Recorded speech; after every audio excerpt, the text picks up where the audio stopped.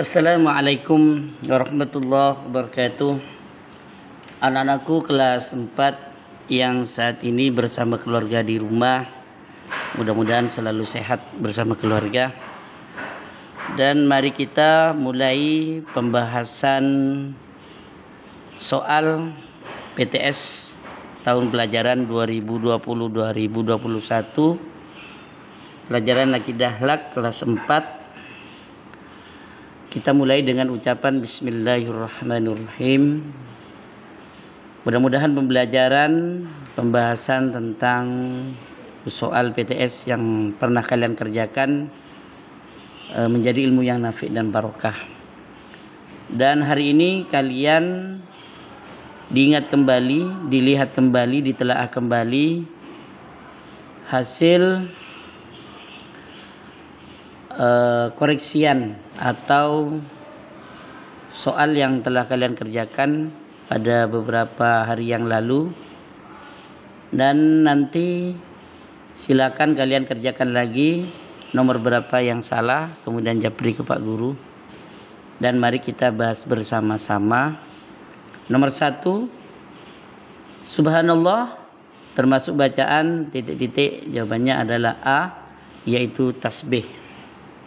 Nomor 2, Masya Allah artinya titik-titik, jawabannya adalah B, atas kehendak Allah. Nomor 3, yang merupakan kalimat takbir di bawah ini adalah jawabannya C, yaitu Allahu Akbar. Nomor 4, ketika melihat lukisan yang indah, kita dianjurkan untuk mengucapkan titik-titik, jawabannya adalah D, yaitu Masya Allah. Jadi kalau kita melihat keindahan yang diciptakan oleh manusia, seperti melihat lukisan atau melihat pemandangan yang diciptakan manusia, maka kita dianjurkan mengucapkan Masya Allah atas kehendak Allah. Pada hakikatnya bukan manusia itu yang menciptakan keindahan, tetapi Allah yang menciptakan keindahan itu yang melalui makhluknya bernama manusia, sehingga kita dianjurkan mengucapkan Masya Allah. Maha suci Allah merupakan arti bacaan titik-titik. Ini nomor 5 ya.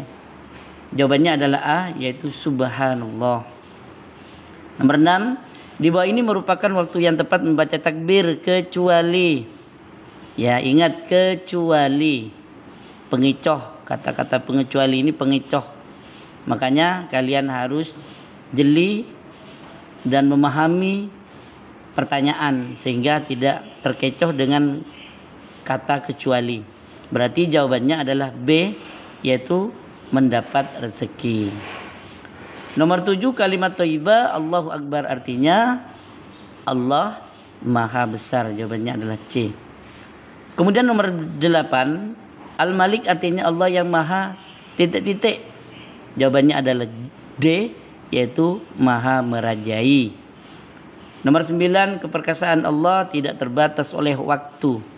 Ini merupakan bukti bahwa Allah bersifat titik-titik.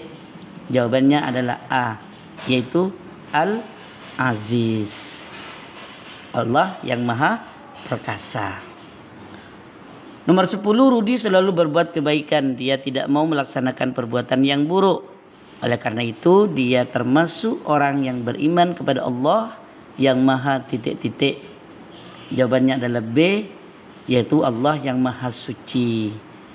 Nomor 11, Allah Maha Perkasa merupakan arti dari titik-titik. Jawabannya adalah C, yaitu Al-Aziz. Nomor 12, kekuasaan manusia merupakan pemberian Allah. Sewaktu-waktu Allah akan mencabutnya. Ini merupakan contoh bukti bahwa Allah bersifat titik-titik. Jawabannya adalah D, yaitu Allah bersifat Al-Malik. Kemudian nomor 13, Al-Quddus artinya adalah Allah Maha titik-titik. Jawabannya adalah A, yaitu Allah bersifat Maha Suci. Arti dari Al-Quddus, Allah Maha Suci. Kemudian nomor 14, di bawah ini merupakan contoh orang beriman kepada Allah Al-Aziz, kecuali, ingat, kecuali, ya kecuali, ini pengecoh, berarti jawabannya adalah B, memiliki sifat rendah diri. Yang benar adalah rendah hati, bukan rendah diri. Ini namanya pengecoh. Ya, jadi hati-hati ketika membaca soal, harus dipahami benar. 15, Allah memiliki sifat maha suci dari segala kekurangan. Karena Allah memiliki sifat titik-titik. Jawabannya adalah C, yaitu Allah bersifat Al-Quddus. Allah maha suci. Ya, jadi maha suci. Jadi kata kuncinya di sini maha suci.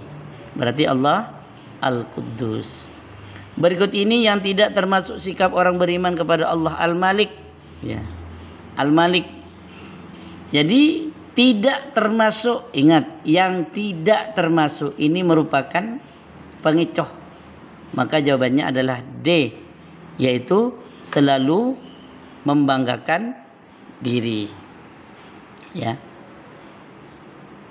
Kemudian nomor 17, kitab Injil diturunkan kepada Nabi titik-titik. Jawabannya adalah Nabi Isa.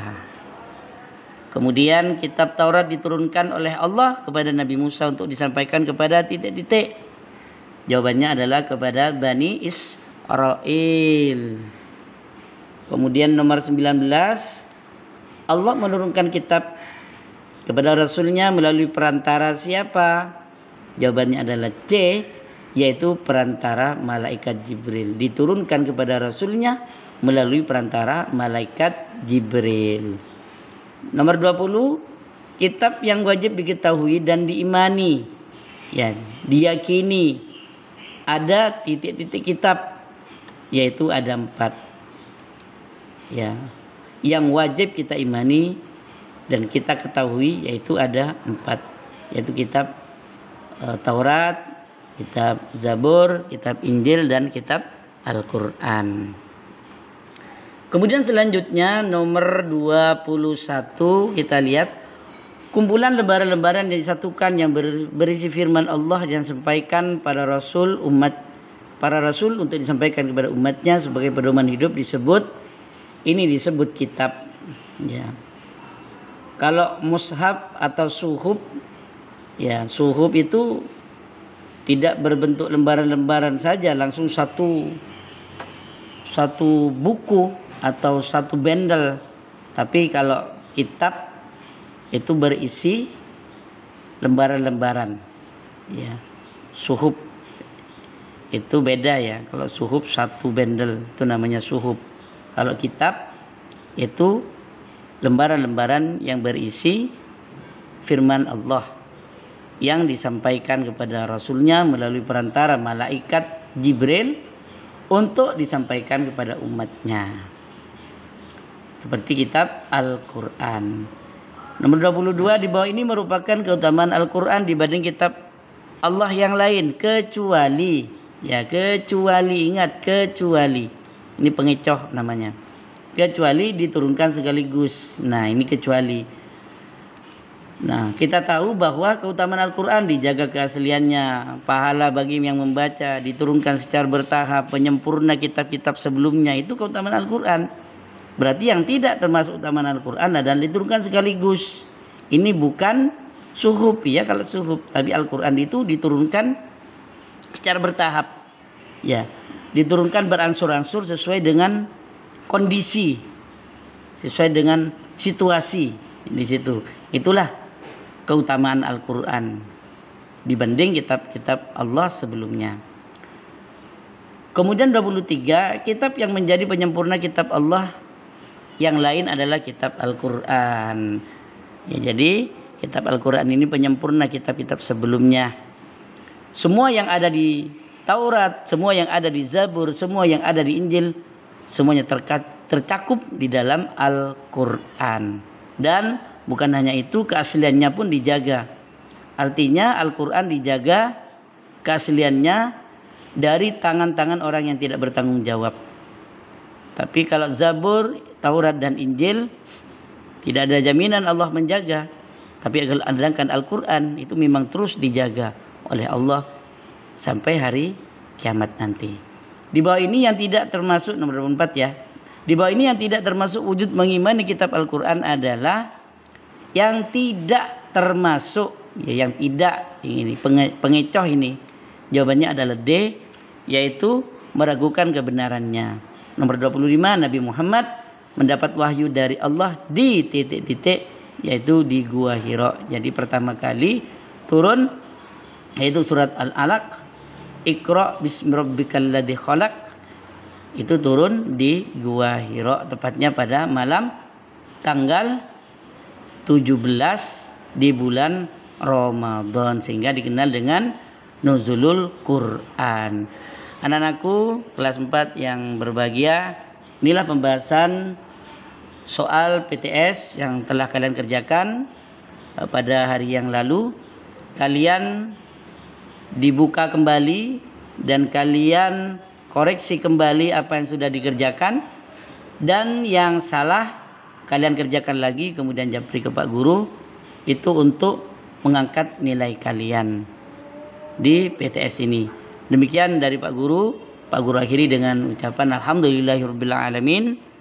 Allahul muwaffiq ila aqwamit thoriq. Wassalamualaikum warahmatullahi wabarakatuh.